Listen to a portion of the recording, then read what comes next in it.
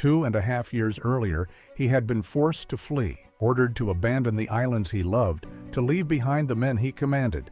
He had escaped in the night, slipping away through enemy-controlled waters as his forces faced defeat and captivity. It was one of the bitterest moments of his life, the abandonment of his men and the surrender of the land he had sworn to defend. But as he left, he made a promise, 3 simple words that would become one of the most famous vows of the entire war. He said that he would return. And now, 2.5 years later, after a long and bloody campaign across the vast Pacific, he stepped off a landing craft into the surf and waded ashore, making good on that promise before the eyes of the world. This is the true story of when General MacArthur waded ashore to keep a promise. This is a story about a promise kept, about a commander who vowed to return and did. It is a story about the power of symbolism and determination, about redemption after defeat, and about the moral weight of a commitment to those left behind. And it is a story grounded in the documented historical record, one of the most iconic moments of the entire war. A reference is provided in the description so you can verify these facts for yourself. Before we go further, an honest note about the man at the center of this story. General MacArthur was a brilliant but deeply polarizing figure, admired by many and criticized by others. A commander of great ability, who was also known for his ego and his flair for the dramatic. He was keenly aware of the power of symbolism and image, and the famous moment of his return was, in part, a carefully appreciated piece of theater, staged with an eye to its impact on the world. Yet it was also a genuine fulfillment of a heartfelt promise, a real act of returning to liberate a land and a people he loved. Both things are true, and the honest telling of his story holds them together. With that understanding, let us tell the story of his return. To understand the significance of MacArthur's return, you have to understand the depth of his connection to the islands and the bitterness of his earlier departure. MacArthur had long and deep ties to the islands in question, having served there and worked closely with their people and leaders. He had a profound attachment to the country and its people, an attachment that would shape his determination to return. When the war came to the Pacific and the enemy invaded the islands, MacArthur commanded the defense, fighting to hold the islands against the enemy's assault. But the defense, waged against great odds, was ultimately unsuccessful, and the situation grew increasingly desperate as the enemy tightened their grip. As the defense collapsed, MacArthur's forces were driven back, ultimately holding out on a fortified island and a nearby peninsula, surrounded and besieged, their situation growing ever more hopeless. And it was at this point that MacArthur was ordered to leave. His government, unwilling to risk the capture of so senior and important a commander, ordered him to depart the islands and make his way to safety, from where he could continue to lead the fight. It was an order he was deeply reluctant to obey, for it meant abandoning his men and the land he had sworn to defend. But it was an order, and MacArthur, however reluctantly, obeyed it, preparing to depart the besieged islands. MacArthur's departure was a harrowing escape through enemy-controlled waters and skies. He left the besieged island by small boat, traveling through dangerous waters patrolled by the enemy, in a perilous journey to reach a point from which he could continue to safety. From there, he traveled by aircraft, completing a dangerous journey to reach the safety of a distant Allied country, from where he would continue to command. It was a hazardous escape, fraught with danger, and MacArthur made it successfully, reaching safety and preparing to continue the fight. But the escape, however necessary, weighed heavily on him, for it meant leaving his men behind to face the enemy without him. And leave his men behind he did, for the forces he commanded were left to their fate when he departed. Tens of thousands of his men, both American and Filipino, remained on the besieged island and peninsula, and after MacArthur's departure, lacking supplies, support, and hope of relief, they were ultimately forced to surrender to the enemy. Their surrender was followed by terrible suffering, as the captured men were subjected to brutal treatment. This abandonment of his men and the suffering they endured was a source of profound anguish for MacArthur, a burden he would carry and a wrong he was determined to right. The men he had left behind and their suffering would fuel his determination to return. Now, this account is grounded in the documented historical record, one of the most iconic stories of the war. What follows is drawn from that record. The core is thoroughly documented.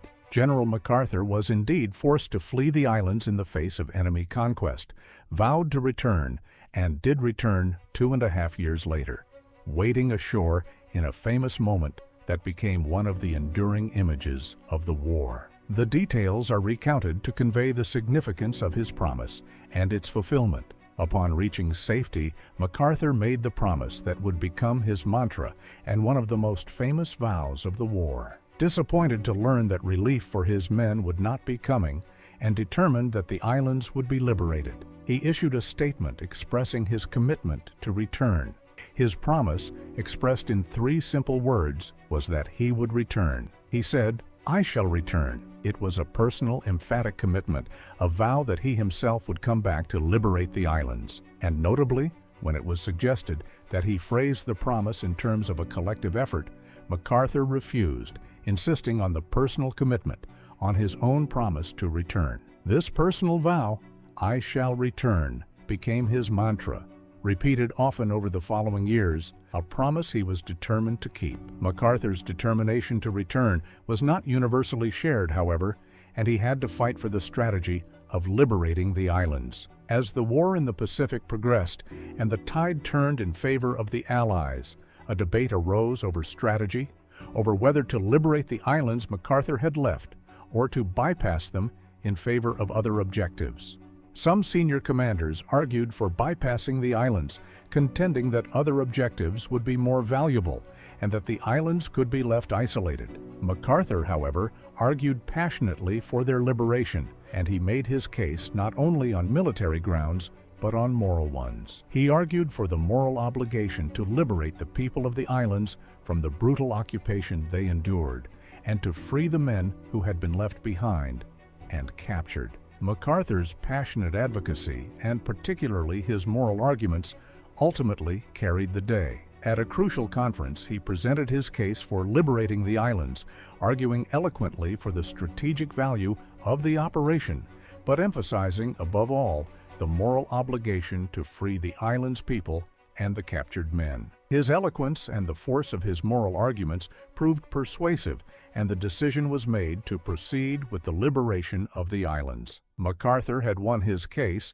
securing the strategy that would allow him to fulfill his promise. The path to his return was now open, the operation to liberate the islands set in motion. The operation to liberate the islands was a massive undertaking, assembling an enormous force for the invasion. A vast fleet was gathered, one of the largest landing forces ever assembled in the Pacific Campaign, with hundreds of ships approaching the islands. The invasion would begin with landings on a particular island, the first step in the liberation of the archipelago. This was a major operation, involving enormous forces and careful planning, the culmination of MacArthur's long campaign to return. As the vast fleet approached the islands, MacArthur was poised at last to fulfill the promise he had made 2.5 years earlier.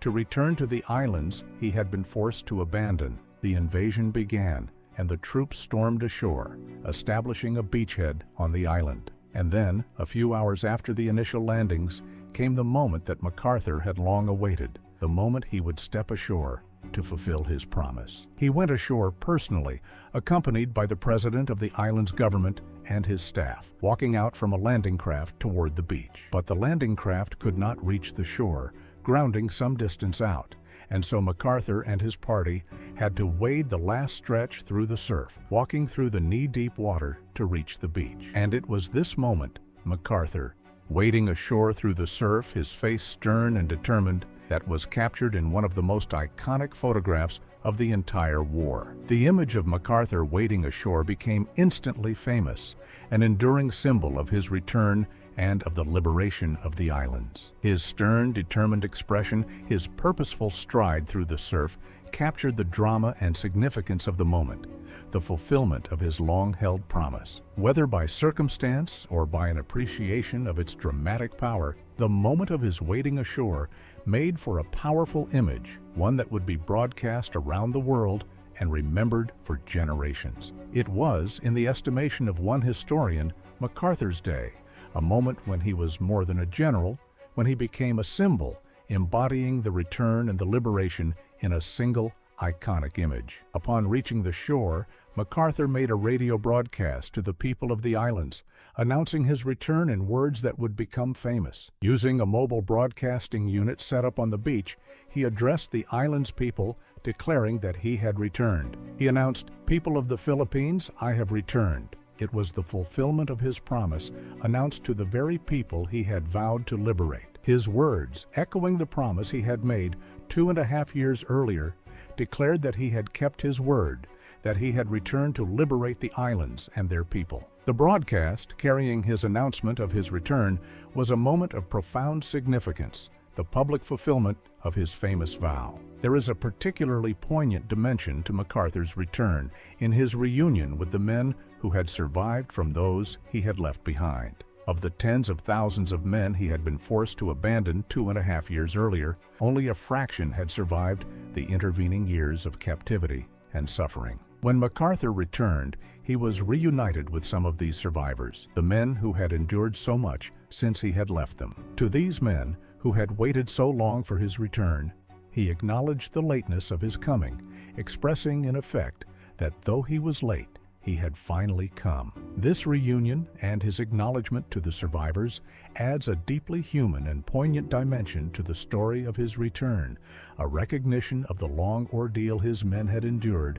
and of the promise he had at last fulfilled. MacArthur's return marked not the end of the campaign, but its beginning, and hard fighting lay ahead to complete the liberation of the islands. The landing was the first step in a long and brutal campaign to liberate the archipelago, a campaign that would involve fierce fighting in the months that followed. The naval battle that erupted in the waters around the islands soon after the landing was one of the largest in history, a massive engagement that helped secure the beachhead and the success of the invasion. And the fighting on land would continue for months as the Allies fought to liberate the islands from the enemy. MacArthur's return was the beginning of this liberation, the fulfillment of his promise, setting in motion the campaign that would ultimately free the islands. What does the story of MacArthur's return reveal about the power of promises, symbolism, and determination? First and foremost, it demonstrates the power of a promise and the determination to keep it, the way that a personal commitment can drive a person to extraordinary lengths. MacArthur made a promise to return, and he pursued that promise with unwavering determination over 2.5 years, through a long and difficult campaign, until he had fulfilled it. His story illustrates the power of a promise and the determination to keep it, the way that a personal commitment, held to with resolve, can shape a person's actions and drive them to achieve their goal. MacArthur's fulfillment of his promise is a powerful example of the force of determination and the keeping of one's word. The story also illustrates the power of symbolism in war and in leadership, the way that a symbolic act or image can have an enormous impact. MacArthur's return, and particularly the iconic image of him wading ashore, became a powerful symbol, broadcast around the world and remembered for generations. This symbolism had real effects, boosting the morale of the island's people and the Allied forces, embodying the return and the liberation in a way that resonated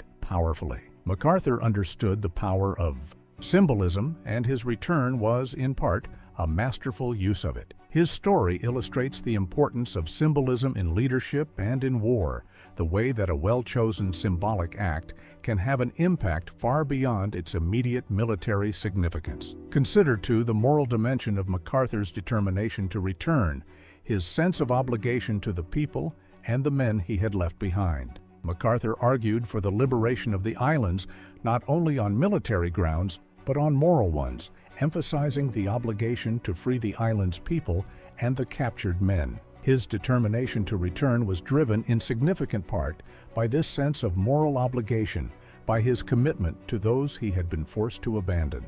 This moral dimension gives his story a depth beyond mere military strategy or personal ambition, a recognition of the human obligations that can drive a leader's actions. MacArthur's sense of obligation to those left behind is a significant element of his story, a reminder of the moral weight of commitments to others. There is a compelling theme of redemption here, too, in the way that MacArthur's return represented a reversal of his earlier defeat and departure. MacArthur had been forced to flee in defeat, abandoning his men and the islands he loved, one of the bitterest moments of his career. His return, 2.5 years later, represented a redemption of that defeat, a reversal of the humiliation of his departure. He came back in triumph to liberate the islands he had been forced to abandon, righting, in a sense, the wrong of his earlier flight. This theme of redemption, of triumph after defeat, gives his story a powerful arc, the story of a commander who turned the bitterness of defeat into the triumph of a promise fulfilled. It is worth reflecting as well on the honest complexity of MacArthur as a figure, the way that his return was both genuine and theatrical, both heartfelt and calculated. MacArthur was a complex figure, admired and criticized, a brilliant commander with a flair for the dramatic and a keen appreciation of his own image. His return was, in part, a carefully appreciated piece of theater, staged with an eye to its impact, and yet it was also a genuine fulfillment of a heartfelt promise. This complexity is part of the honest telling of his story, a recognition that his return was both a real act of liberation and a masterful use of symbolism, both genuine and calculated. Acknowledging this complexity gives us a fuller and more honest understanding of MacArthur and his famous return. The story of when MacArthur waded ashore to keep a promise stands as one of the most iconic moments of the entire war, a testament to the power of promises, symbolism, and determination. It demonstrates the force of a personal commitment held to with unwavering resolve, the power of symbolism in war and leadership, the moral weight of obligations to those left behind, and the compelling arc of redemption after defeat. And it stands, with due acknowledgement of the complexity of the man at its center, as an enduring image of a commander who vowed to return, and did, wading ashore through the surf to make good on one of the most famous promises of the war. So remember when MacArthur waded ashore to keep a promise. Remember the bitterness of his earlier departure, forced to flee the islands he loved and abandon his men to captivity and suffering. Remember the promise he made, the emphatic personal vow that he would return, which became his mantra over the difficult years that followed. Remember how he fought for the strategy of liberation, winning his case with passionate moral arguments, and how he assembled a vast force to fulfill his promise. Remember the iconic moment of his wading ashore through the surf and his announcement to the island's people that he had returned. And remember the deeper truths his story reveals about the power of a promise kept, about the force of symbolism and determination, and about a commander who turned the bitterness of defeat into the triumph of a vow fulfilled, wading ashore to keep a promise before the eyes of the world.